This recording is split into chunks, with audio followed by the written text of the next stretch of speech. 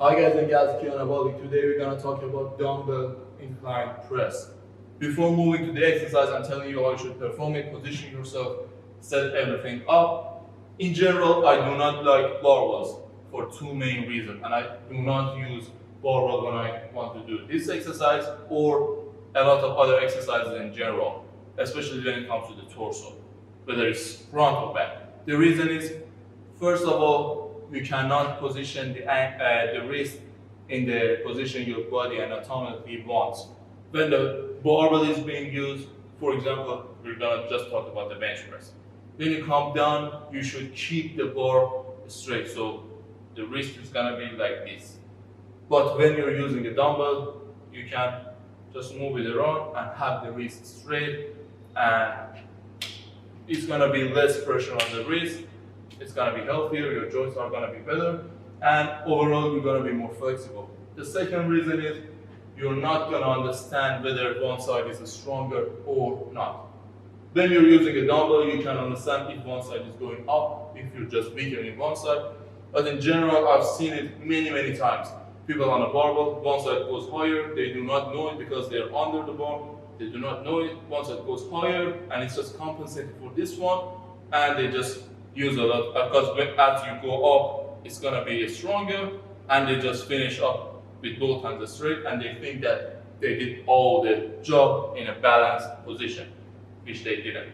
But anyway, I use dumbbells in general.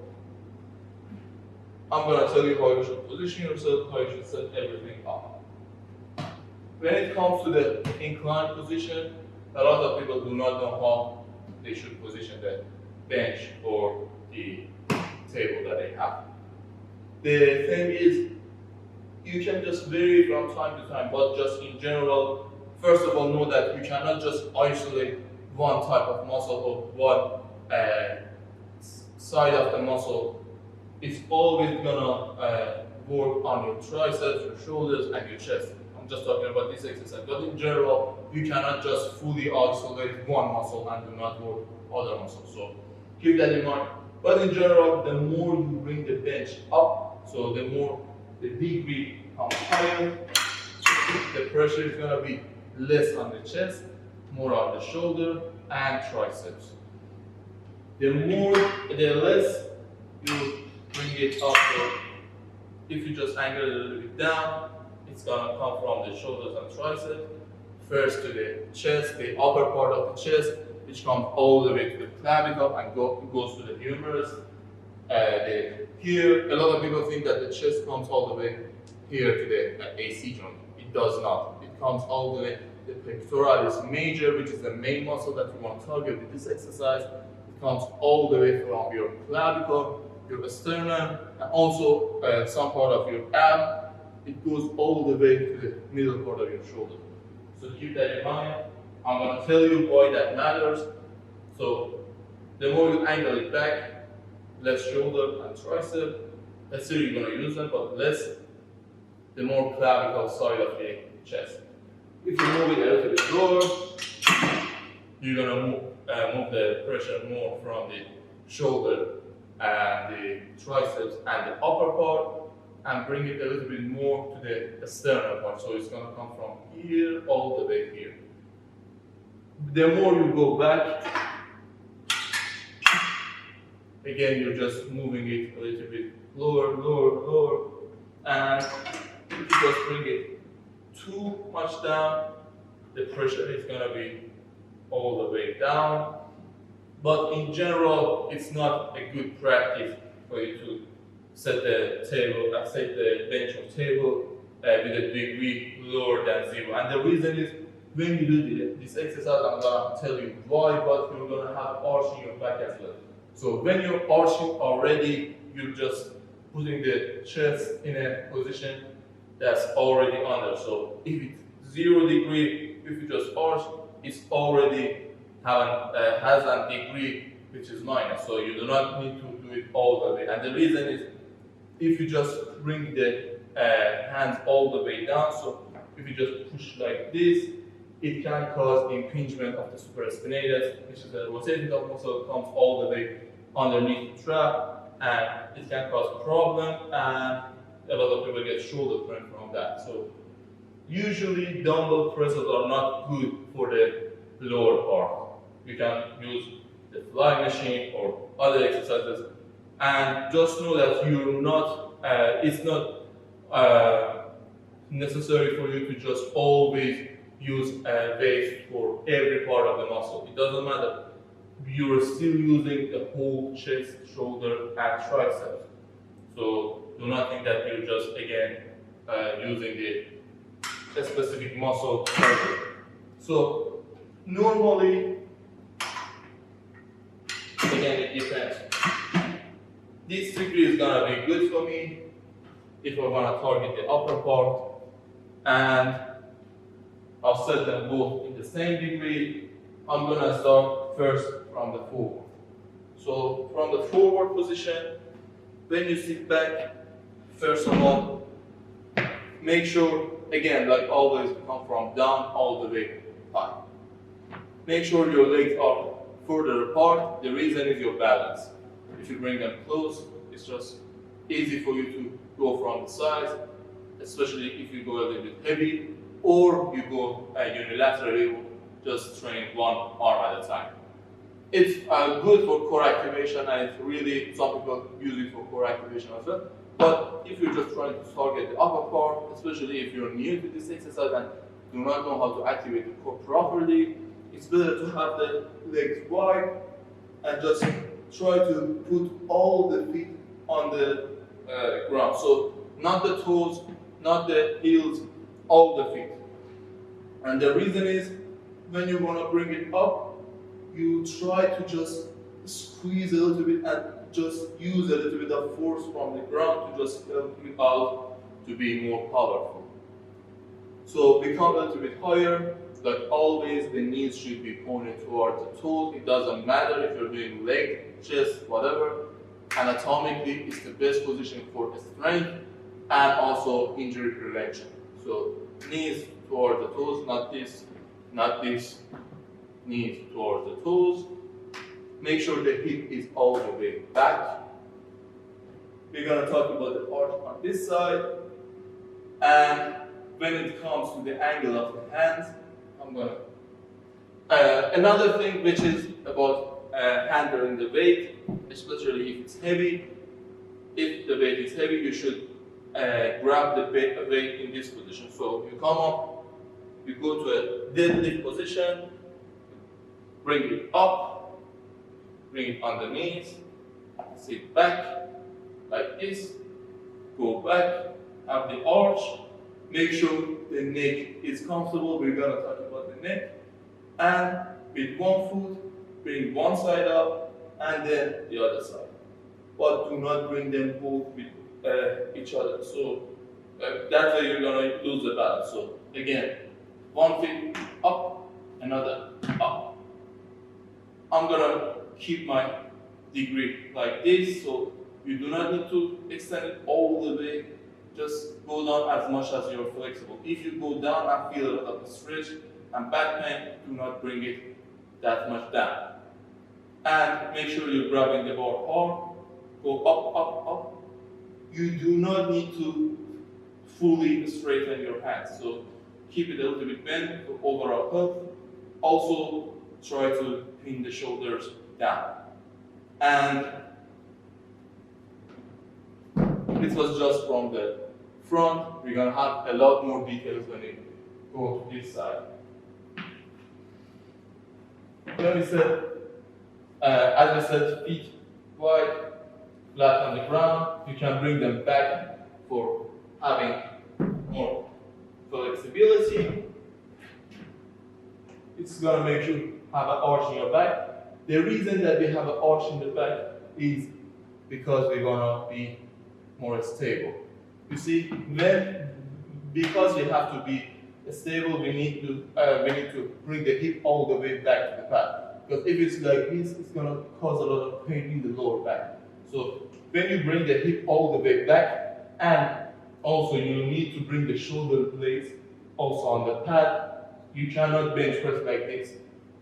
When you bring it back, you normally have some kind of an arch. especially if you bring the legs back, which is not necessary. Power lifters do this, but you're training for hypertrophy, as I suppose. So in this position, you're gonna have some kind of an arch, but make sure you're not overdoing it. When you overdo it, first of all, the neck is gonna be in an awkward position. Second of all, it's just gonna, again, work on this side more. You did the angle to just work more on the upper part. So make sure the shoulder blades are steady. Bring the shoulders down, but do not force them. Do not think that you should force it too much down. If you feel pressure, just let it come let it just glide as it is comfortable. But also do not use the traps. Another thing is just try to keep the shoulders back. So when you're pressing, do not let it come forward. Always make sure that the shoulder blades are on the bench. And for just the cue, think that you're just, when you're keeping it back, think that the middle part, which is here, is 1 centimeter from the bench. So if you just push the chest out, it's not going to be all flat on the pad. So the middle part is going to be a little bit off the bench. That way you're going to understand if you're just pushing the shoulders forward. Or just make sure that the shoulders do not come over the chest. Again, I'm going to bring the weight up and tell you, but there are another thing that I should tell you about. There is a way to do the bench press, which is called the guillotine press, which is you bring the elbow all the way to the side, bring it low, and go up. That's mostly for barbell press, and that's a really terrible exercise. The reason is bringing the hands up, especially if it's more than 90 degrees or even the 90 degree. When you do this, you're gonna cause a lot of pressure in the shoulder, the supraspinatus that we talked about, the muscle that comes in underneath trap.